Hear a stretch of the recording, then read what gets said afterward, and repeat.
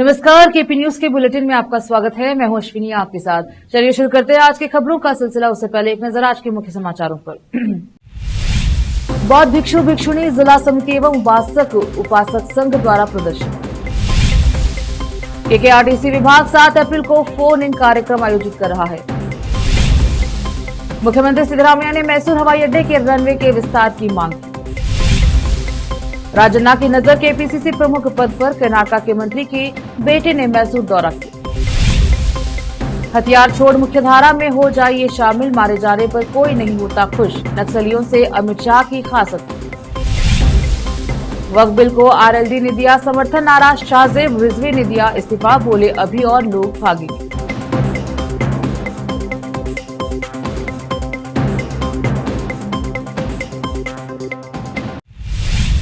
समाचारों का सिलसिला शुरू करते हुए देखते हैं समाचार विस्तार से। बौद्ध भिक्षु भिक्षुणी जिला समिति एवं उपासक संघ बीदर ने बौद्ध गया महाबोधि महाविहार मुक्ति आंदोलन के समर्थन में शहर के शाहगंज अम्बेडकर भवन से एक विरोध प्रदर्शन निकाला, जो शहर के प्रमुख मार्गों से होते हुए जिलाधिकारी कार्यालय पहुंचा और प्रदर्शनकर्ताओं ने डीसी के माध्यम से राज्यपाल के नाम एक ज्ञापन सौंपा। इस अवसर पर भंतेजी ने मीडिया से बात की। इस विरोध प्रदर्शन में भंतेजी और समुदाय के महिला एवं पुरुष नेता ने बड़ी संख्या में भाग लेकर विरोध जताया। कैमरामैन पुपराज का कवरेज। मीडिया के माध्यम से हम ये बताना चाहते हैं कि आज 5 अप्रैल को बीदर के डिस्ट्रिक्ट को एक मेमोरेंडम दिया गया है और ये मेमोरेंडम इस संदर्भ में था कि बिहार में जो बोध गया के ऊपर में उस इशू के ऊपर में सारे भिक्षु संघ उपासक संघ जो धरने पे बैठे हैं कि बीटी एक्ट 1949 का वो चेंज हो जाए और बौद्धों की विरासत बौद्धों के हाथ में मिले, इसलिए ये धरना प्रदर्शन पूरे भारतवर्ष में चल रहा है। और उसी का एक नज़ारा आपको यहाँ पे देखने को मिला,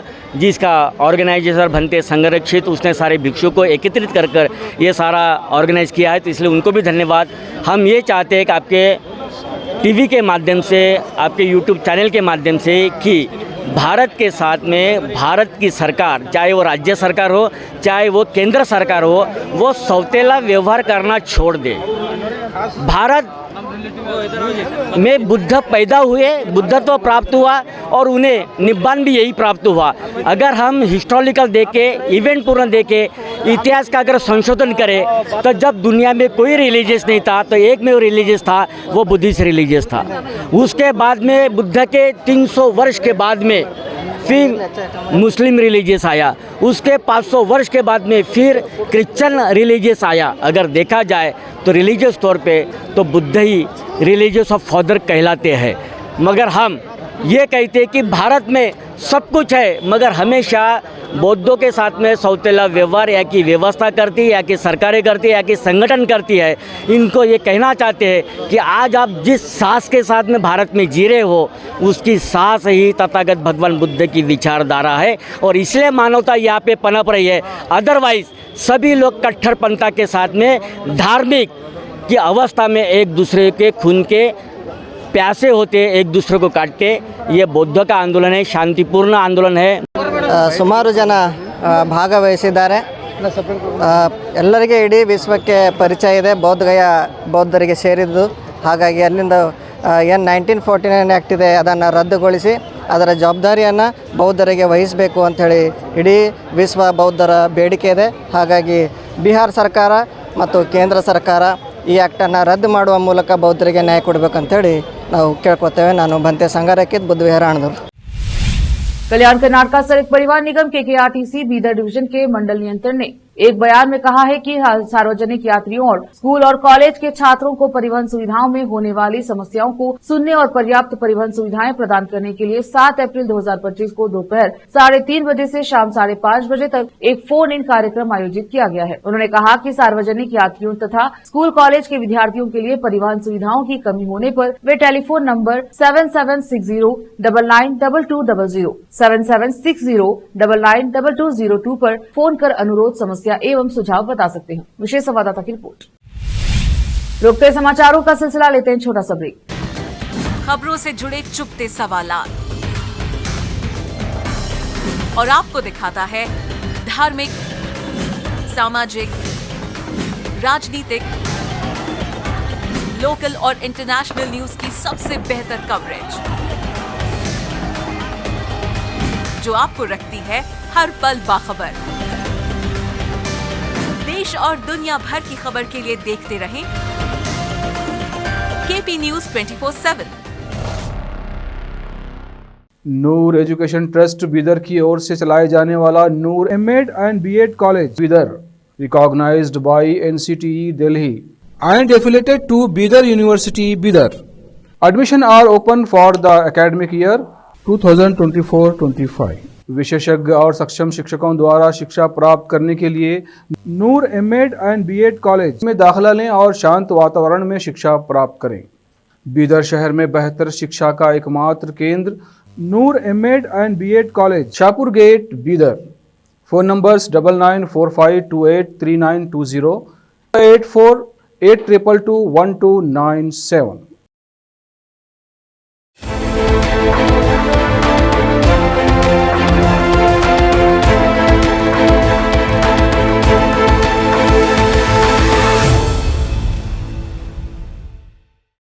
ब्रेक के बाद स्वागत है आपका। देखते हैं समाचार देश के। मुख्यमंत्री सिद्धरामैया ने नागरिक उड्डयन मंत्री किंजरापुर राम मोहन नायडू ने को एक ज्ञापन सौंपकर मैसूर हवाई अड्डे के रनवे विस्तार और अन्य विकास कार्यों की अनुमति मांगी। अपने पत्र में सिद्धरामैया ने उल्लेख किया कि राज्य सरकार और भारतीय विमानपत्तनन प्राधिकरण एएआई के बीच हुए समझौते के अनुसार कर्नाटक सरकार को हवाई अड्डे के विस्तार के लिए एएआई को मुफ्त में भूमि उपलब्ध करानी चाहिए। एएआई को मैसूर हवाई अड्डे के विस्तार और विकास के लिए आवश्यक पूंजी और अन्य खर्च वहन करना है। सिद्धरामैया ने कहा कि इस प्रतियोगिता में राज्य सरकार ने रनवे के विस्तार के लिए आवश्यक 240 एकड़ भूमि के अधिग्रहण के लिए 319.14 करोड़ रुपए का अनुदान जारी किया है। उन्होंने कहा कि भूमि अधिग्रहण की प्रक्रिया अंतिम चरण में है। मुख्यमंत्री ने यह भी बताया कि कावेरी सिंचाई निगम लिमिटेड ने उक्त हवाई अड्डा विस्तार क्षेत्र में 2 खाइयों और 7 नहरों को स्थानांतरित करने के लिए 70 करोड़ रुपए की मांग की है। इसी बीच Karnataka power transmission corporation limited और Chamundeshwari electricity supply corporation limited ने क्रमशः एचटी लाइनों और एलटी लाइनों को फिर से रूट करने के लिए 31.84 करोड़ रुपए मांगे हैं। सीएम ने अनुरोध किया कि केंद्र यह कुल 1.84 करोड़ रुपए वहन करे और मैसूर हवाई अड्डे पर विकास कार्य शुरू करे। सिद्धरामैया ने विजयपुरा, कलबुर्गी और राज्य के अन्य हवाई अड्डों के विकास पर भी चर्चा की। सहकारिता मंत्री के राजन्ना के पुत्र एमएलसी और राजेंद्र के मैसूर क्षेत्र के दौरे ने राजनीतिक पर्यवेक्षकों के बीच उत्सुकता पैदा कर दी है, क्योंकि राजन्ना पिछले 1 महीने से केपीसीसी अध्यक्ष बनने की आकांक्षा व्यक्त कर रहे हैं। राजेंद्र तब से चर्चे में हैं जब उनके पिता ने विधानसभा सत्र के दौरान उन्हें हनी ट्रैप में फंसाने की कोशिश का जिक्र किया था। राजेंद्र ने आरोप लगाया था कि हनी ट्रैप की कोशिश के पीछे एक बड़े आदमी का हाथ है और उन्होंने इस मामले की पूरी जानकारी होने का दावा किया था। तुमकुर कांग्रेस के प्रमुख एसटी नेता राजेंद्र गुरुवार से मैसूर क्षेत्र में हैं और अनुसूचित जनजाति समुदाय के नेताओं से मिल रहे हैं। उन्होंने गुरुवार को नंजनगुड़ में श्रीकंतेश्वर मंदिर का दौरा किया। शुक्रवार को भी राजेंद्र के मैसूर दौरे के दौरान कई एसटी नेता उनके साथ थे। कन्नड़ मासिक पत्रिका के 2 पत्रकारों के खिलाफ गुरुवार को कंगेरी पुलिस स्टेशन में जबरन वसूली के आरोप में प्राथमिकी दर्ज की गई। यह मामला बैंगलोर विकास प्राधिकरण बीडीए के नाथ प्रभु केम्पेगौड़ा लेआउट एनपीकेएल प्रभाग के कार्यकारी अभियंता सीएन अशोक की शिकायत के आधार पर दर्ज किया गया था। अपनी शिकायत में अशोक ने आरोप लगाया कि पत्रकार शरद बाबू और गुरुमूर्ति ने एक कन्नड़ मासिक पत्रिका का प्रतिनिधित्व करने का दावा करते हुए उन पर और उनके नस्थों सहायक कार्यकारी अभियंता अशोक भागी, वरुण परशुराम, बीएच और जयदीप एचपी पर रिश्वत लेने और घटिया काम करने का आरोप लगा। शिकायत के अनुसार दोनों ने नवंबर 2024 में अशोक से कथित तौर पर 27 लाख रुपए की मांग की और कहा कि अगर वह ऐसा नहीं करते हैं तो वे लोकायुक्त के पास शिकायत दर्ज करा देंगे। बाद में वे उनके कार्यालय गए और इसके बाद बदले वैकल्पिक विकल्प के तौर पर रामनगर में एक शेड बनाने की मांग की, जिसे अशोक ने रिकॉर्ड कर लिया। 10 दिसंबर 2024 को बाबू ने एक व्हाट्सएप मैसेज भेजा जिसमें लोकायुक्त शिकायत फॉर्म संलग्न था, जिसमें सहायक कार्यकारी इंजीनियरों के साथ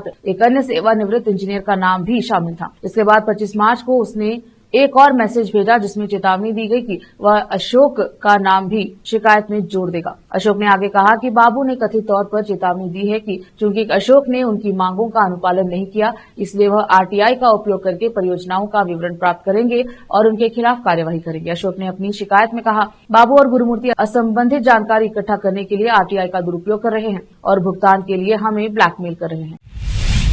रोकते हैं समाचारों का सिलसिला, लेते हैं छोटा सा ब्रेक। हिंदुस्तान के हर कोने में हम हैं मौजूद। 24 घंटे हालात पर गहरी नजर, खबरों से जुड़े चुपते सवालात, और आपको दिखाता है धार्मिक, सामाजिक, राजनीतिक, लोकल और इंटरनेशनल न्यूज की सबसे बेहतर कवरेज, जो आपको रखती है हर पल बाखबर। देश और दुनिया भर की खबर के लिए देखते रहें KP news 24/7। Noor education trust Bidar की ओर से चलाए जाने वाला Noor MEd and BEd college Bidar, recognised by NCTE Delhi and affiliated to Bidar University, Bidar, admission are open for the academic year 2024-25. विशेषज्ञ और सक्षम शिक्षकों द्वारा शिक्षा प्राप्त करने के लिए नूर एमएड एंड बीएड कॉलेज में दाखिला लें और शांत वातावरण में शिक्षा प्राप्त करें। बीदर शहर में बेहतर शिक्षा का एकमात्र केंद्र Noor MEd and BEd college, Shahpur gate, Bidar. Phone numbers 9945283920, 8482221297।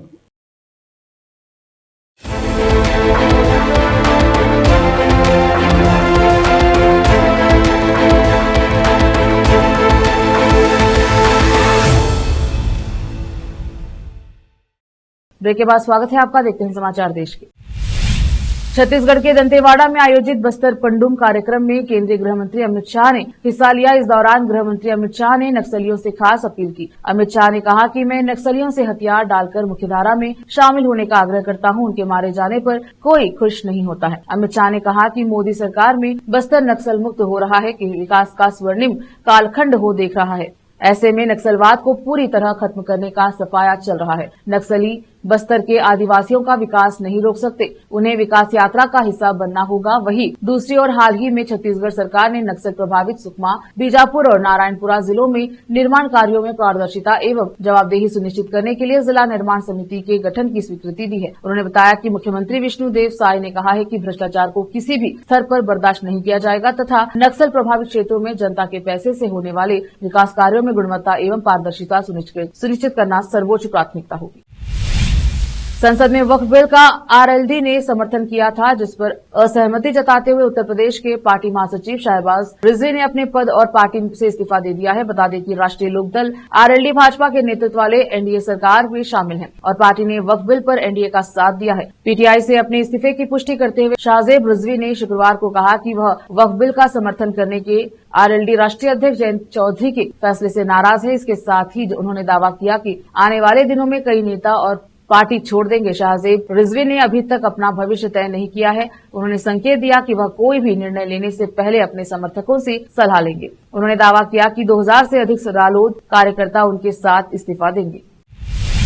Stand up comedian Kunal Kamra को मुंबई पुलिस ने तीसरा नोटिस भेजा था। हालांकि कुणाल कामरा इस तीसरी नोटिस के बाद भी मुंबई पुलिस के सामने पेश नहीं हुए। बता दें कि महाराष्ट्र के उप मुख्यमंत्री एकनाथ शिंदे के खिलाफ उन्होंने कथित तौर पर आपत्तिजनक टिप्पणी की थी। इस सिलसिले में कुणाल कामरा के खिलाफ केस दर्ज किया गया है। इसी मामले में शनिवार को मुंबई पुलिस ने समक्ष कुणाल कामरा को पेश होना था, लेकिन कुणाल कामरा शनिवार को भी पुलिस के सामने नहीं पहुंचे। मुंबई पुलिस के अधिकारी ने बताया कि यह तीसरी बार है जब कुणाल कामरा समन जारी किए जाने के बावजूद पुलिस के सामने पेश नहीं हुए। बता दें कि खार पुलिस ने एक कार्यक्रम के दौरान उप मुख्यमंत्री के खिलाफ कथित रूप से अपमानजनक टिप्पणी करने पर शिवसेना के विधायक मुरजी पटेल की शिकायत पर कुणाल कामरा के खिलाफ मामला दर्ज किया। कुणाल कामरा ने अपने एक कार्यक्रम में एक पैरोडी गाई थी, जिसमें शिवसेना में विभाजन के लिए एकनाथ शिंदे पर कटाक्ष किया गया था। यह कार्यक्रम खार के एक होटल में स्थित स्टूडियो में आयोजित किया गया था। इस घटना के बाद शिवसेना के कार्यकर्ताओं ने 23 मार्च को स्टूडियो और इस होटल में तोड़फोड़ की थी, जहां यह स्टूडियो स्थित है।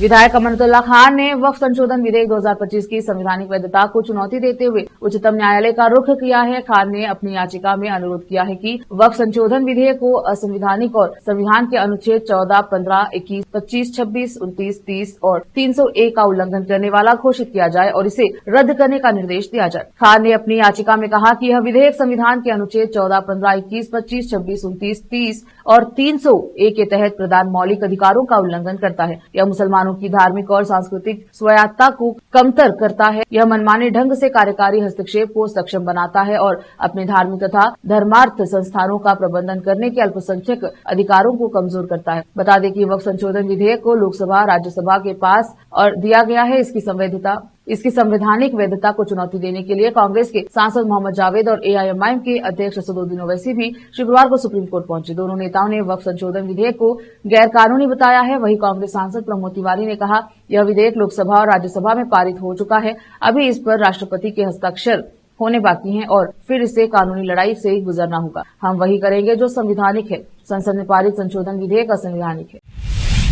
बिहार के राज्यपाल आरिफ मोहम्मद खान ने वक्फ संशोधन बिल पर ताजा बयान में कहा कि वक्फ बोर्ड में सुधार की काफी जरूरत थी और वक्फ संशोधन बिल संसद में पास होने के बाद नए कानून का रूप लेने का जा रहा है। यह सुधार की दिशा में सही कदम है। उन्होंने मीडिया कर्मियों के सवालों का जवाब देते हुए कहा कि पटना में भी कई वक्फ प्रॉपर्टी है, लेकिन इसके जरिए कितना अस्पताल और स्कूल या अनाथालय बनवाए गए, जरा नाम बता दीजिए। आरिफ मोहम्मद खान ने कुरान की आयतों को जिक्र करते हुए वक्फ का मतलब समझाया। उन्होंने कहा कि वक्फ प्रॉपर्टी का इस्तेमाल केवल मुस्लिमों के कल्याण के लिए नहीं है, यह हर उस शख्स के लिए है जो गरीब है, निर्धन है, जिसे सहारे की जरूरत है। उन्होंने कहा कि जब मैं यूपी में मंत्री था तब मैंने कुछ समय के लिए वक्फ विभाग संभाला था। हर समय मुझे ऐसे लोगों से मिलना पड़ता था जिनकी संपत्ति के मामले चल रहे थे। वक्त एक और छोटे से ब्रेक का, जल्द लौटेंगे ब्रेक के बाद। हिंदुस्तान के हर कोने में हम हैं मौजूद। 24 घंटे हालात पर गहरी नजर, खबरों से जुड़े चुपते सवालात और आपको दिखाता है धार्मिक, सामाजिक, राजनीतिक, लोकल और इंटरनेशनल न्यूज की सबसे बेहतर कवरेज जो आपको रखती है हर पल बाखबर। देश और दुनिया भर की खबर के लिए देखते रहें KP news 24/7। Noor education trust Bidar की ओर से चलाए जाने वाला Noor MEd and BEd college Bidar, recognised by NCTE Delhi and affiliated to Bidar University, Bidar. Admission are open for the academic year 2024-25. विशेषज्ञ और सक्षम शिक्षकों द्वारा शिक्षा प्राप्त करने के लिए नूर एमएड एंड बीएड कॉलेज में दाखिला लें और शांत वातावरण में शिक्षा प्राप्त करें। बीदर शहर में बेहतर शिक्षा का एकमात्र केंद्र Noor MEd and BEd college, Shahpur gate, Bidar. Phone numbers 9945283920, 8482221297।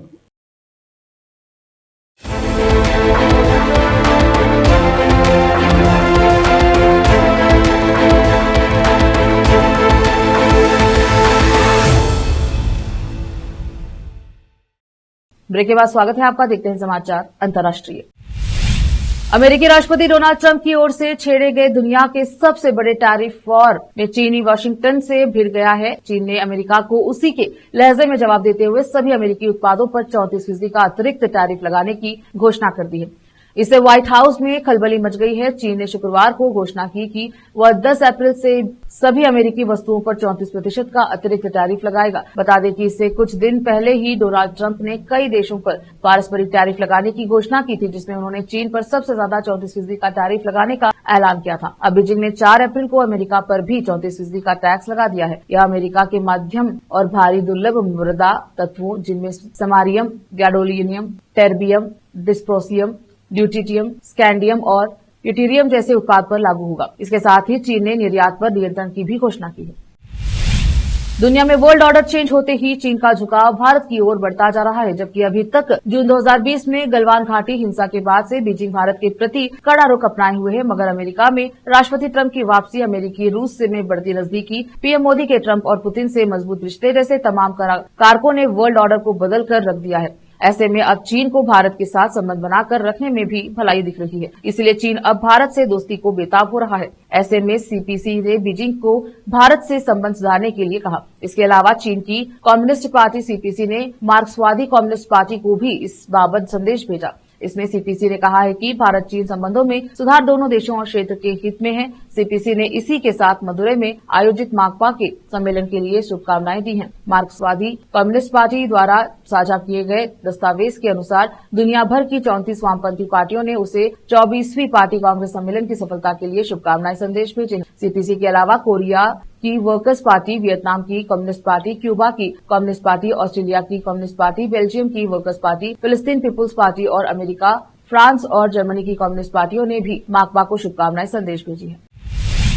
फिर से एक नजर आज की सुर्खियों पर। बौद्ध भिक्षु भिक्षुणी जिला समिति एवं उपासक उपासक संघ द्वारा प्रदर्शन। केकेआरटीसी विभाग 7 अप्रैल को फोन इन कार्यक्रम आयोजित कर रहा है। मुख्यमंत्री सिद्धरामैया ने मैसूर हवाई अड्डे के रनवे के विस्तार की मांग की। राजन्ना की नजर केपीसीसी प्रमुख पद पर, कर्नाटक के मंत्री के बेटे ने मैसूर दौरा किया। हथियार छोड़ मुख्यधारा में हो जाइए शामिल, मारे जाने पर कोई नहीं होता खुश, नक्सलियों से अमित शाह की खास अपील।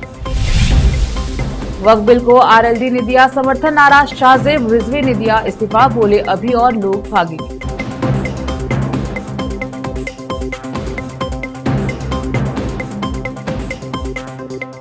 केपी न्यूज के बुलेटिन में अब तक के लिए इतना ही। देखते रहे केपी न्यूज 24/7। अधिक जानकारी के लिए केपी न्यूज 24/7 को लाइक शेयर सब्सक्राइब जरूर करें। धन्यवाद।